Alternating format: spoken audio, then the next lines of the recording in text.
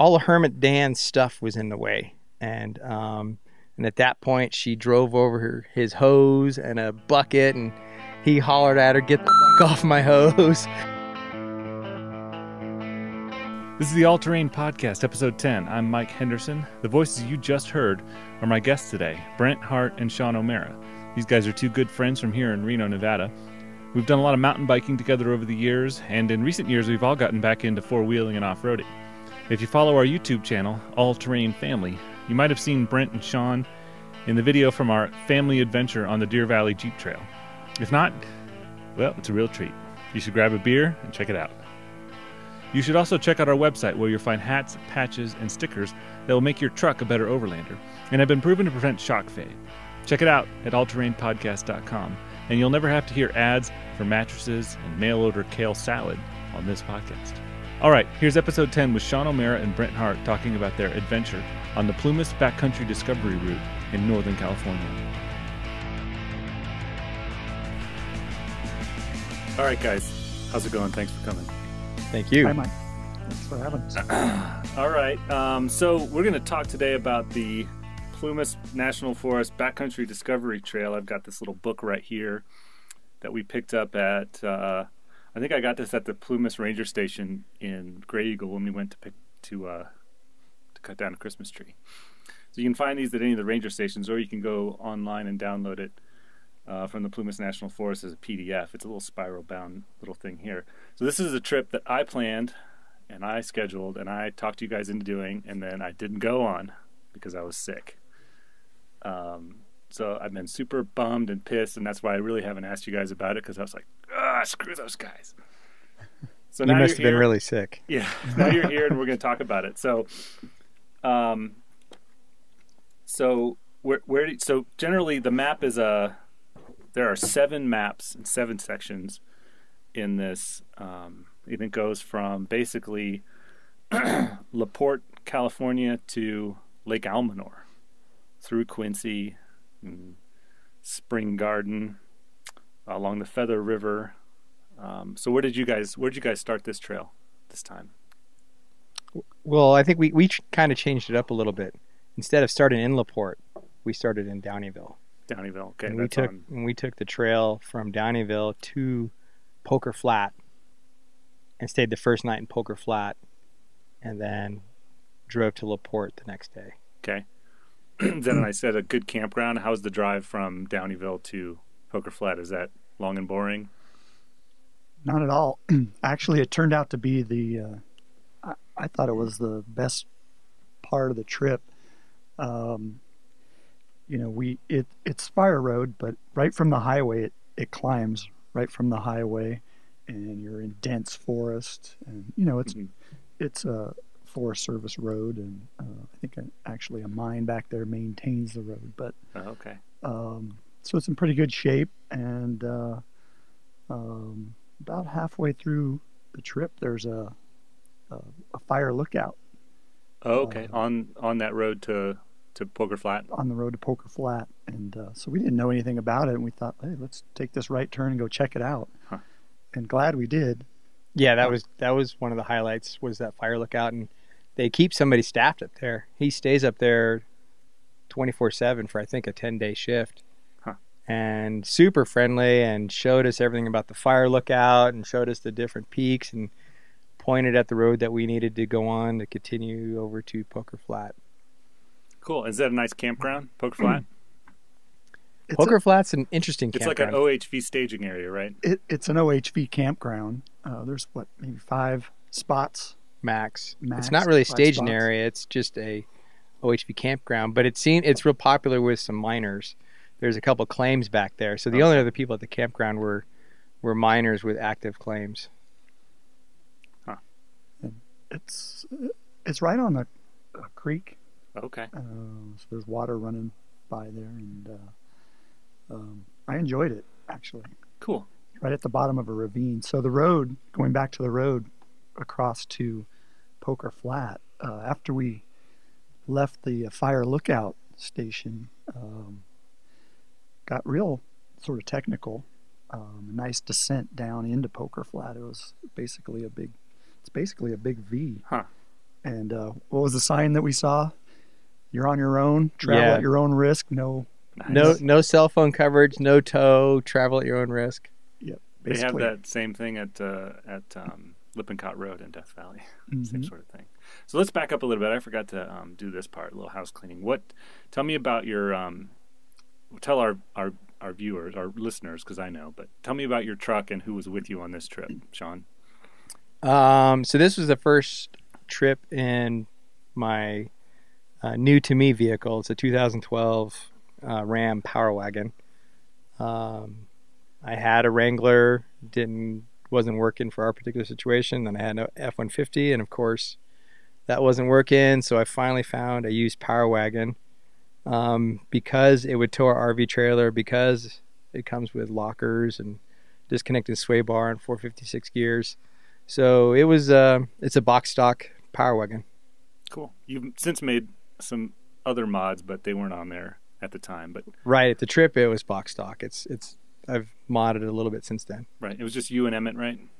And the dog. And Brent, who's with you? In what? My entire family fit into a 2015 Jeep Wrangler JK. My family consists of my wife, Rachel, and our 13-year-old son, Sam, and our 80-pound Labradoodle. Mm-hmm. Yeah, that's not insignificant. So picture that, if you will. In the JK, you had right before this, we helped you put that roof rack on, so that worked out pretty well. Yeah, this was a big trip for us. Previously we have a pop-up tent trailer that for the past 9 years we've pretty much camped in it and out of it at pretty, basic standard campsites. So this was a new experience for us, and going without the trailer. So the big test was how do I fit my whole family and our gear, food, water, everything that we needed into this Jeep. And so you hit it on the head. The answer was Sean was nice enough to volunteer and help me install a new roof rack. Right, and that wasn't simple. I mean, we had to pull the lid was off of that thing on the floor of the garage, bolting things up, drilling holes in it. It was brutal. Sean was confident. I was a little skeptical about drilling holes in the roof. Right. I had already put one of these racks in my Jeep, so I was pretty confident with Brent's. But it was classic to see the look on his face when I was running a Unibit through the roof of his Jeep's roof. That was fun. That was fun. So cool. So you got a Rhino rack, a platform rack, and you strap some stuff up on there, overland style. Did you put your Max Tracks up there, or those go inside because they're just too nice? They went up on top. Okay. Bungee corded them right to the top, and basically all my soft goods that could afford to get wet if it rained went up on top. Things like sleeping pads and chairs, fold up chairs. Had a couple boxes. Actually carried all of our kitchenware, all our pots and pans, coffee maker, and everything in a front runner box. Yeah, the wolf boxes. Those are nice. Wolf box. I had two of those. One carried food and one carried our cooking gear, and that went up on the roof. So anything light that could afford to get wet went up on top. Cool. All right, so back into it. We're at Poker Flat Campground, and then one of the things that we were worried about initially trying to find information on wasn't it we were worried about Poker Flat to Laporte.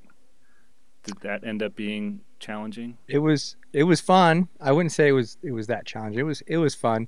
I want to back up because there was an interesting story that kind of set the tone for Brent's wife Rachel the rest of the trip.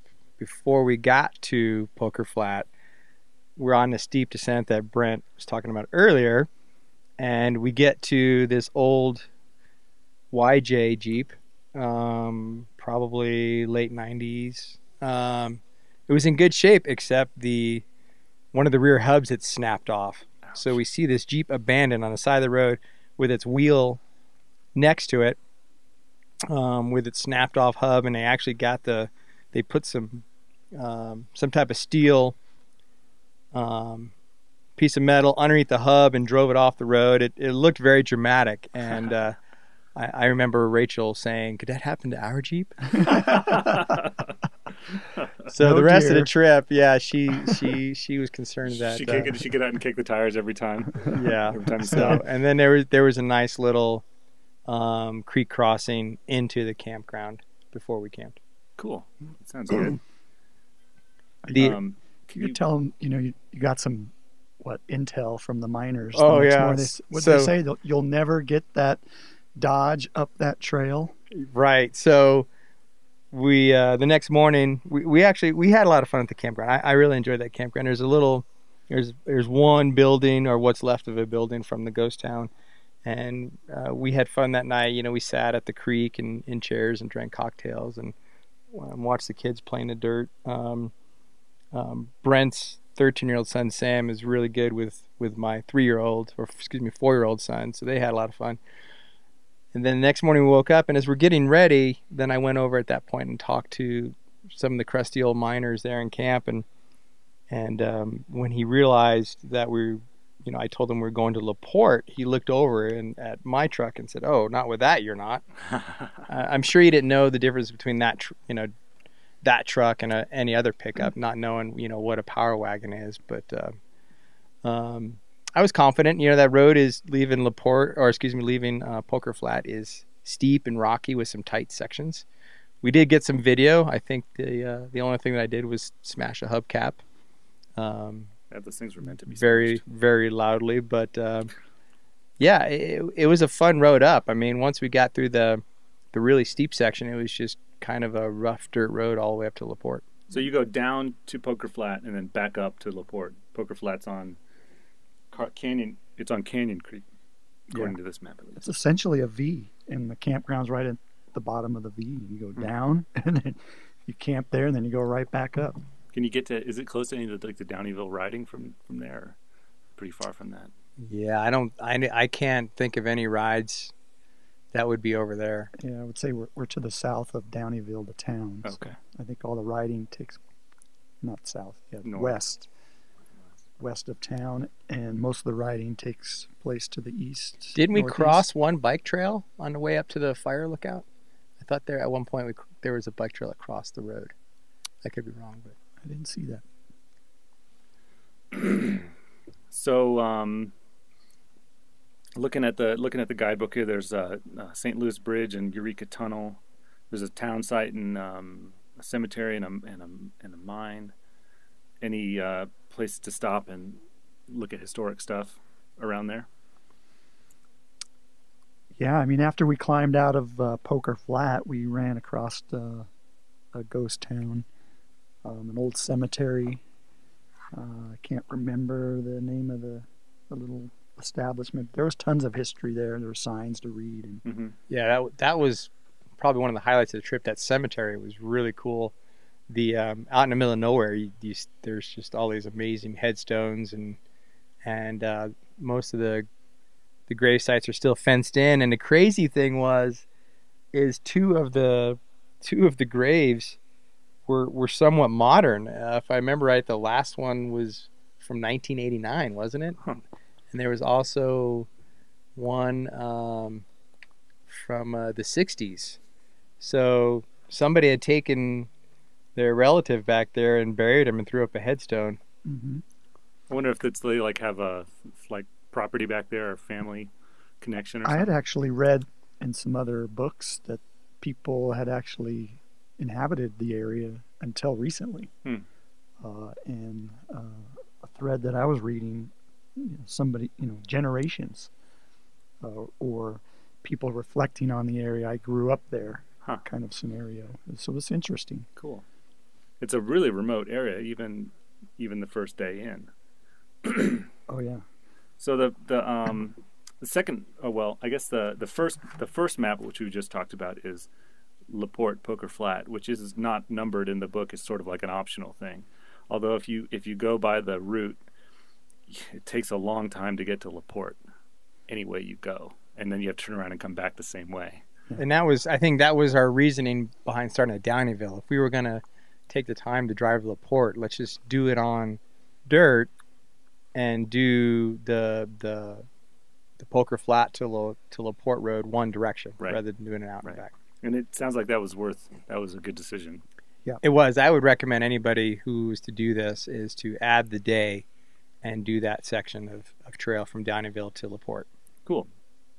So the second map, labeled number 1 in the book at least, is Laporte to Harrison Flat, which looks like I think that it's paved road mostly. Is that paved road or dirt road, or is it good dirt road? It was paved road out of Laporte, and then it was just fairly smooth Forest Service road after that. Okay.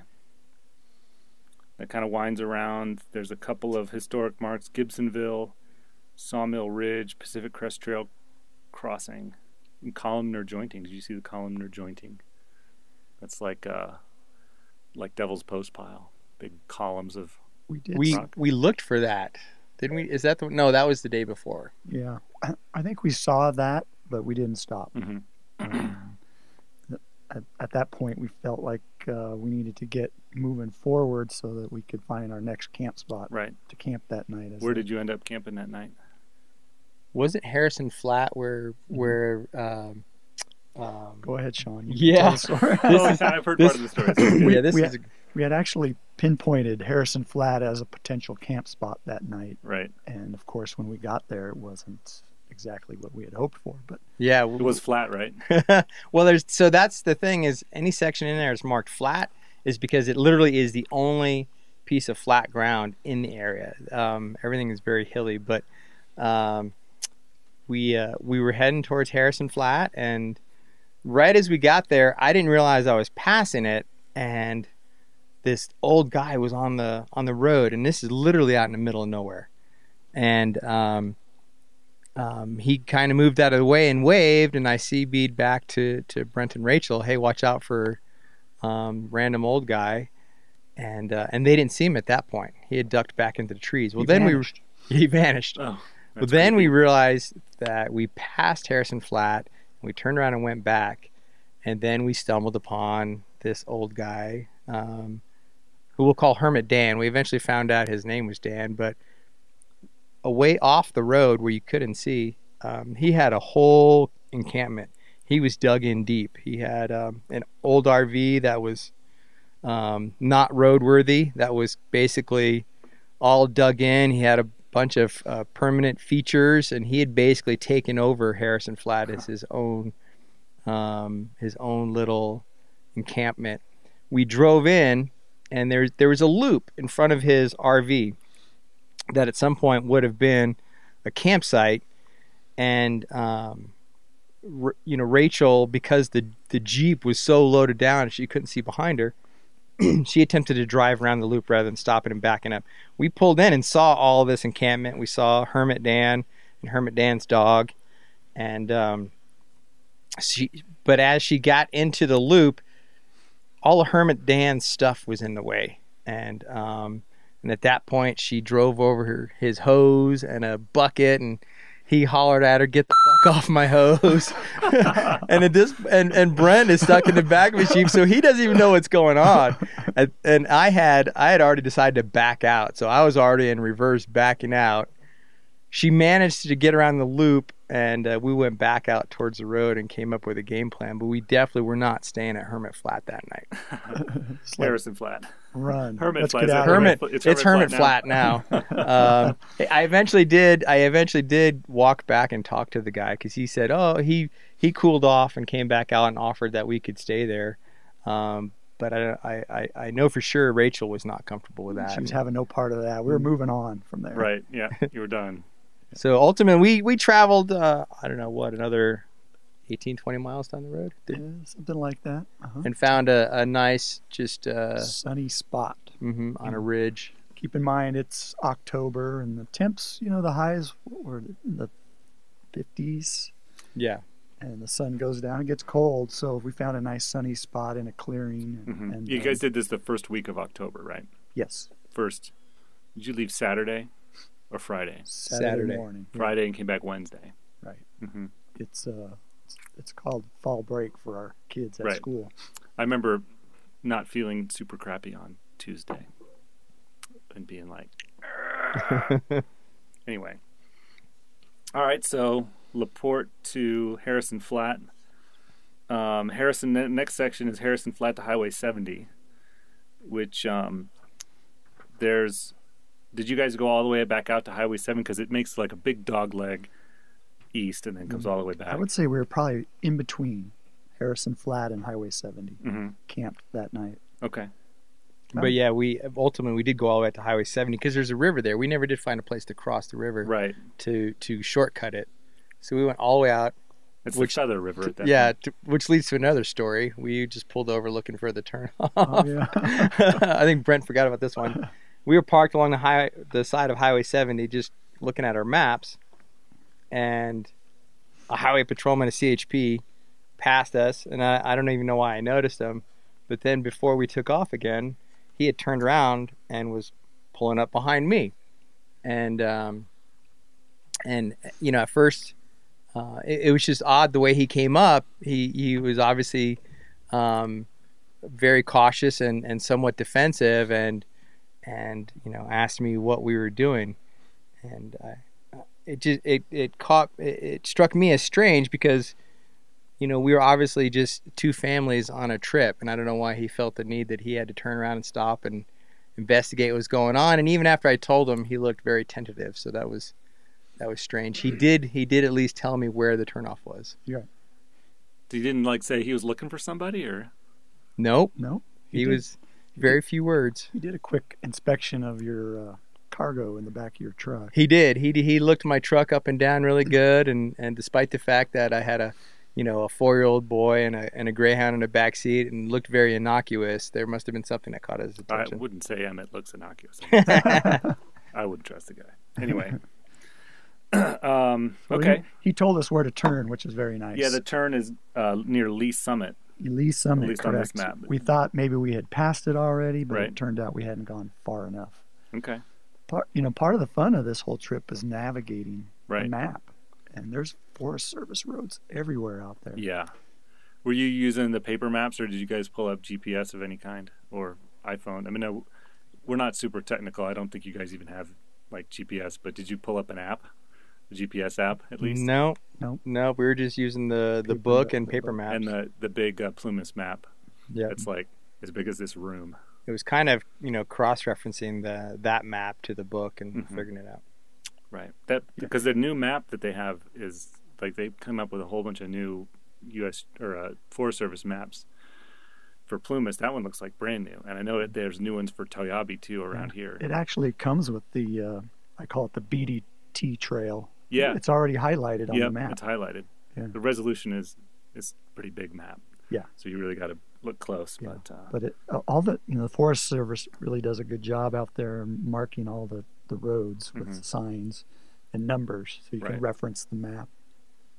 Cool. Any interesting things to note on that section, which is Harrison Flat to Highway 70? Although so the next section is Highway 70 to Redbridge, which Redbridge looked like it was going to be a pretty neat spot. There's a campground there. We had sort of earmarked that as a potential. There's an official Forest Service campground there. We had figured maybe camping one night at Harrison Flat and then the next night at Redbridge. But the way it worked out, we just the next day ended up bypassing Redbridge and kept moving forward. Okay. Doesn't look like there's a whole lot on this particular section. Nope. And this section is 12 miles. So this is the third map, so the fourth section, 12.8 miles, 2 hours, not including stops. So you probably bypassed. I mean, these aren't broken up by day necessarily. No, just by maps in the book. Right. In the next section, Redbridge to East Quincy looks like Little Volcano. Did you stop at Little Volcano? East Claremont? We Claremont Peak. Actually bypassed around that. I think that was an out and back sort of situation. We didn't do the Little Volcano, and I think before we got to Quincy was actually where we had a mechanical.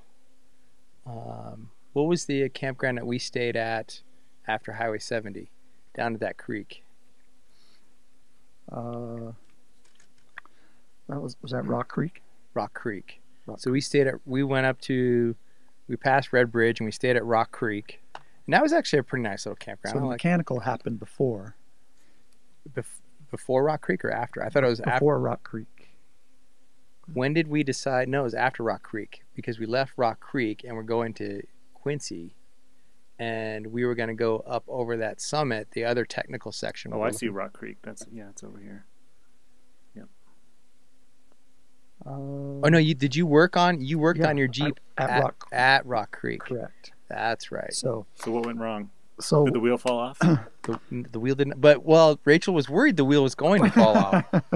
So she kicked it too hard. Keep in mind, we had already seen a Jeep with a wheel that had fallen off and had been pushed off the side of the trail. So we were cruising along and just starting this more technical section of the trail. See, the BDT trail is, for the most part, can be done by high clearance, two-wheel drive, four-wheel drive. Mm-hmm. There's nothing super technical, but they have a Subaru. The featured vehicles most of it a Subaru could do. The featured vehicles here are an Explorer and 4Runners, which of course the 4Runner can do it. Typical stock SUV, no problem. Right. But they also have 4x4 alternate routes, mm-hmm. and so we sort of bypassed the volcano. We were excited to get back to the 4x4 alternative routes, and we had just started up along that 4x4 route, and driving along, and I heard from the rear suspension a big sort of crunch, clunk, the classic clunk. Yeah, when I hit a rock, it clunked. Ooh. And so my wife was skittish and said, "What's that?" I don't know. So I kept driving. Let's see if we hear it again. Right. It'll work itself out. it'll work itself out. It's probably just a pine cone. So we kept driving, and next bump in the trail, clunk. And again, she's like, "What is that?" I said, "I don't know." I radioed back to Sean and said, "Hey, we got, let's check out. I got a noise. Let's check it out." And it's hard to find a noise when you're stopped, right? Right. Yeah. Unless something is obviously wrong. I crawled under there and, you just do a visual inspection. Well, that's why I have a drone now, so I can fly the drone underneath your car while you're driving. Yeah. Yeah, I get that. And so ultimately Sean says, we're just going to have to throw a wrench on all the bolts under there and see what you can come up with, see if there's anything loose. So I did that, and everything seemed snug, everything seemed tight, except for there was one U-bolt on my lift kit. Oh, no, I think I'd have to disagree with you on that. I mean, the U-bolt was definitely very loose, but you were getting quarter and half turns off of everything back there that first round. Yeah. It wasn't until we got back to Rock Creek. It should be hard to get a quarter turn off of a properly tightened suspension bolt, right? The way his lift kit works, just like most JKs, there's a bracket that relocates the rear track bar, and it has a big U-bolt. Mm-hmm. And then it has a couple smaller bolts, and that was the one that was unbelievably loose. Really? It was, yeah. So ultimately, I think what the issue was, that whole assembly was loose, but he, Brent can tell you further, he got a bunch of turns out of that. Yeah. So, I tightened everything as much as I could, figuring, okay, this has to be the problem. So we got back in the vehicles and started to proceed down the trail, and sure enough, clunk, that noise again. And by this time, we're like, oh, that's frustrating. I mean, I thought we had the problem solved, and still have the same noise. So Rachel really wanted to play safe than sorry, and end up like that Jeep that we saw earlier. And so we abandoned the trail. We turned around and took a shortcut across the pavement. Okay. And went back into Quincy, or not back into Quincy, but went to Quincy for the first time. Right. And Sean had remembered there was a Les Schwab tire center there. So we, long story short, pulled in there. And actually, the clunk sounded like maybe a wheel was loose, or a hub, or the lug nuts were loose. So I had them check that out with a torque wrench, and sure enough, they torqued it down and said there was nothing loose there. Well, luckily we were at a junction. We had just gotten to a junction where we could abandon and go down to Quincy. on a fairly easy road, Right. or we would take the left and go up over the four-wheel drive alternate route. So when we went down to Quincy, and then at that junction was when we realized we wanted to check the wheel hub, but we didn't have a lug wrench for Brent's splined. Brent had Pro Comp wheels that has a splined lug on it. Huh. So we couldn't check the lug nuts there. Oh, like a lock nut or something for the No, wheels? those Pro Comp wheels have aftermarket lugs. All the lug nuts aren't standard lug nuts. Oh. So we didn't have a splined lug wrench. So that was on Brent's to get list. Which I do, or I did. However, I could not find it. Oh, okay. So that's when we chose to go into Les Schwab and at least throw a wrench on those lug nuts to make sure his wheel wasn't coming loose or something like that. And then from Quincy was when we decided to drive up to... we took pavement over to Rock Creek Campground. Okay, that's on the map here. Yep. That's right. And it was about 4 miles off the pavement out of Quincy. Okay, And, I see that road. You know, no noise with the Jeep on the pavement, no noise on the easy dirt roads. But that night, Sean broke out his tools again, and I started going back on the bolts. And sure enough, I can get more turns on those U-bolts. Huh. So I think what happens is, I can get them as tight as I could with the wrenches, and then once we drove it, it would shift. Oh. And It was so loose the first time that when he tightened it, it wasn't completely settled in. So was the track bar like moving back and forth or something? Like, so when it went up, the track bar would compress and slide down the axle or something? It was more of the bracket and the U-bolt shifting on the axle housing. Okay. Interesting. So that night I got more turns on it and cranked it again as hard as I could, and just had to roll with that.